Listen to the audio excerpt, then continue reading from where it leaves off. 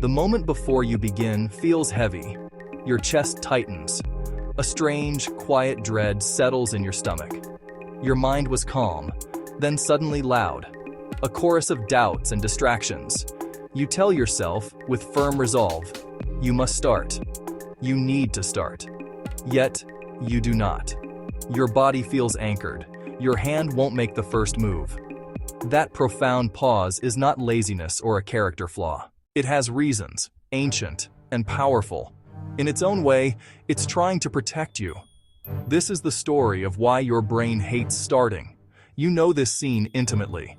It plays out in the quiet moments of your day. A blank document stares back, white emptiness like an accusation. The closed gym door feels impossibly heavy. A brilliant new idea sits dormant on your phone, untouched. Your hands freeze instead of acting. Instinctively, you reach for your phone and open social media. Color, noise, comforting scroll. Time slips away until the day ends and regret remains.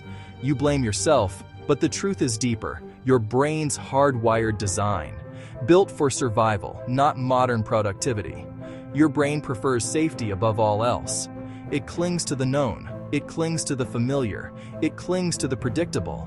It instinctively avoids risk. The brain sees a chasm between intention and action. It sees potential failure.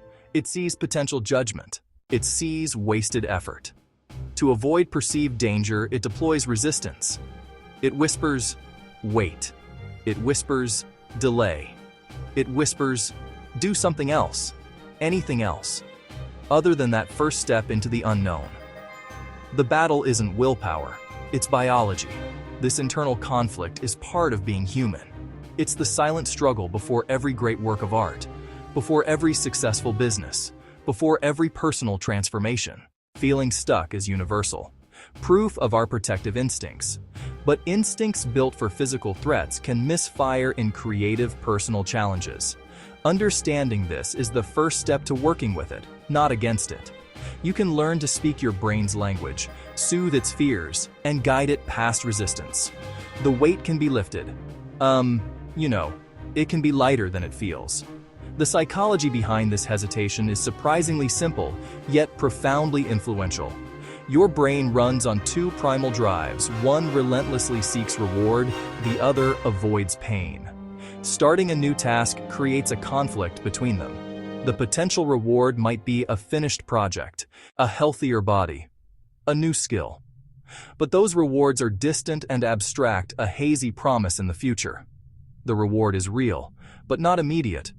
The pain of starting is immediate and tangible. It can be the sheer mental effort to focus, the discomfort of pushing your physical limits, or the vulnerability of facing the unknown. Your brain weighs near, certain discomfort heavier than distant reward. This is present bias. It's why you choose the small, immediate pleasure of scrolling your phone over the large, delayed payoff of working on your goals. Your brain prioritizes the present moment. Small, immediate discomforts feel huge. So starting feels worse than not starting, even if not starting brings greater regret later. Another force is the brain's quest to conserve energy. It loves autopilot and habits. Habits require less thinking, less energy. Old neural paths are like well-trodden roads, easy to walk. Starting a new task is like forging a path through a dense forest. It requires conscious choice, deliberate focus, sustained mental effort. The brain sees this as wasted energy and nudges you back to familiar routines. Procrastination is a biological shortcut, not a moral failing. It's the brain saving energy now, even if it creates more work later. An efficiency strategy that's gone awry in the modern world. To truly understand and overcome this resistance, we must break it down into its core components. The vague feeling of being stuck is actually a combination of specific, identifiable psychological triggers.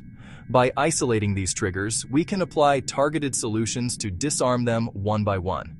The fight against procrastination is not won with brute force, but with strategy and self-awareness.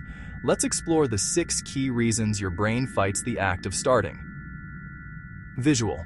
The 6 icons, clock, battery, ghost, diamond, question mark, weather cloud, appear as an overview. Reason 1. Present bias. The small immediate pain of starting outweighs the large distant reward. Your brain is hardwired to prioritize immediate feelings over future outcomes. Reason 2. Energy saving and habit bias. Your brain follows routines to conserve mental energy.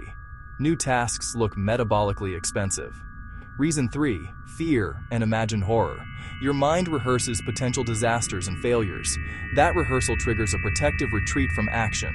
Reason 4. Perfectionism. The paralyzing need to wait for perfect conditions. Waiting for flawless plans keeps you from starting. Reason 5. A lack of clarity. When your brain doesn't see a clear, simple, immediate next step, it stalls. An ambiguous goal like get in shape is hard to start. A concrete action like put on my running shoes is easy to do right now. Reason 6. Your prevailing mood and energy level, low physical or emotional fuel, means no ignition. Trying to force a start when you're depleted is like trying to start a car with a dead battery. Each of these 6 points represents a specific tripwire that can halt your progress before it begins. But for every tripwire, there is a way to step over it. The solutions aren't about becoming a different person overnight. They're about small, intelligent adjustments to your environment and approach. Work with your brain's natural tendencies instead of fighting them. Anticipate them, recognize them, and use simple tools to gently nudge yourself into motion. The power lies in these small, consistent actions. Yep, really, it's the small stuff. Present bias is a powerful force, you know? Your brain is designed to react to what is right in front of it. The discomfort of starting a task, the effort, the concentration, the struggle, is happening right now. It is a small but very real pain. In contrast, the reward for completing the task, the sense of accomplishment, the praise, the finished product, is in the future. It is a large but abstract and uncertain gain. Your brain, in its simple, immediate calculus, often chooses to avoid the small, certain pain now, even if it means sacrificing the large, uncertain reward later. This is the core of so many delayed decisions. Consider this common example. You have an important article to write. Finishing it could lead to recognition opportunities, the profound satisfaction of creating something meaningful. That is the big reward, but it is days or weeks away. Right now, the task of writing feels hard. The blank page is intimidating. The effort of forming coherent sentences feels draining. On the other hand, the pleasure of scrolling through social media, watching a video, making a snack is small, but available immediately. Your brain, weighing these options, defaults to immediate gratification. The day ends. The article remains unwritten. The future reward is no closer. The fix is not to want the future reward more, but to make the present pain smaller. Shrink the initial action until it's so easy your brain's resistance doesn't trigger. This is the 2-minute rule. Instead of, I have to write this article, tell yourself, I just have to open the document and write 1 sentence.